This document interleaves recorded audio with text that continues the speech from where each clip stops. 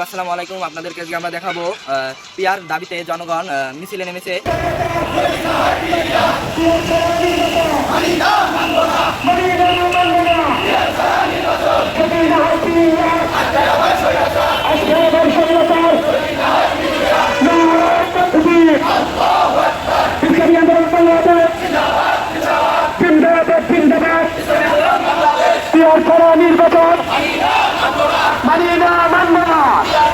শহীদ হয়েছে, আমাদের ভাইরা শহীদ হয়েছে, আমাদের সন্তানরা শহীদ হয়েছে। আপনারা বিচার নাই চাইতে পারেন, কিন্তু বিচার হওয়া ছাড়া আমরা নির্বাচন হতে দেব না ইনশাআল্লাহ। কারণ আপনাদের ভাই মারা যায় নাই, আপনাদের বন্ধু মারা যায় নাই, আপনাদের কর্মী মারা যায় নাই, আমাদের ভাই মারা গেছে, বন্ধু মারা গেছে, কর্মী মারা গেছে, ঠিক কিনা? আমরা এই জুলাই গণহত্যার বিচার সম্পূর্ণ করেই এই দেশে ইনশাআল্লাহ নির্বাচন হবে।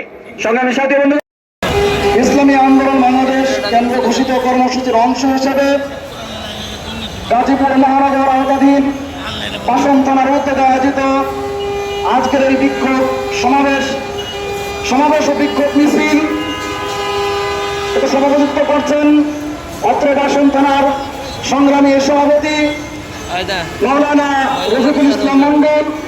আজকের এই প্রোগ্রামে প্রধান অতিথি হিসেবে আমাদের মাঝে উপস্থিত হয়েছেন প্রবীণ রাজনীতিবিদ, ইসলামী আন্দোলন বাংলাদেশ গাজীপুর মহানগরের সংগ্রামী সভাপতি জননেতা আলহাজ ফাইজউদ্দিন সাহেব, সম্মানিত উপস্থিতি, অন্যান্য দায়িত্বশীল বৃন্দ এবং নেতৃবৃন্দ যারা রয়েছেন সকলকে মহানগরের পক্ষ থেকে ধন্যবাদ জানিয়ে কয়েকটি প্রশ্নের উত্তর আগে দিতে চাই।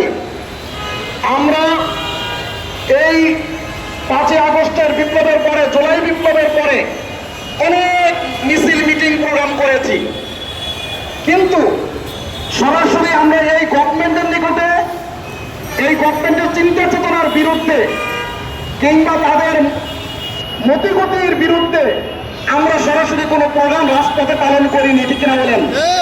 আমাদের প্রোগ্রাম ছিল জননিরাপত্তার দাবিতে, আমাদের প্রোগ্রামগুলো ছিল সন্ত্রাসী চাঁদাবাজদের বিরুদ্ধে, আমাদের প্রোগ্রাম ছিল যানজট নিরসনের জন্য, আমাদের প্রোগ্রাম ছিল নাগরিকদের অধিকার কেন্দ্রিক, ঠিক কিনা বলেন? কিন্তু আজকে সারা বাংলাদেশে গতকাল থেকেই ভিন্নভাবে এটা আন্দোলনের মাত্রা যোগ হয়েছে।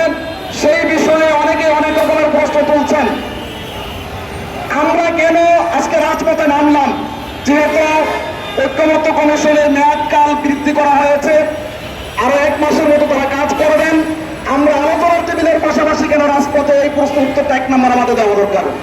সেটা হলো, আমরা আলোচনার টেবিলে সর্বোচ্চ ধৈর্য ধারণ করে আমরা বিশেষ করে নির্বাচনী পদ্ধতি পরিবর্তনের যে দাবি, পিআর পদ্ধতি নির্বাচন আদায়ের জন্য আমরা বারংবার চেষ্টা করেছি।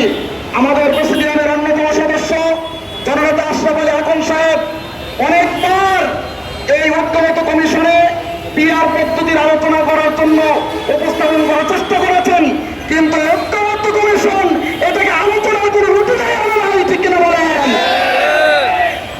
সম্মানিত উপস্থিতি, ইন্টারিম গভর্নমেন্ট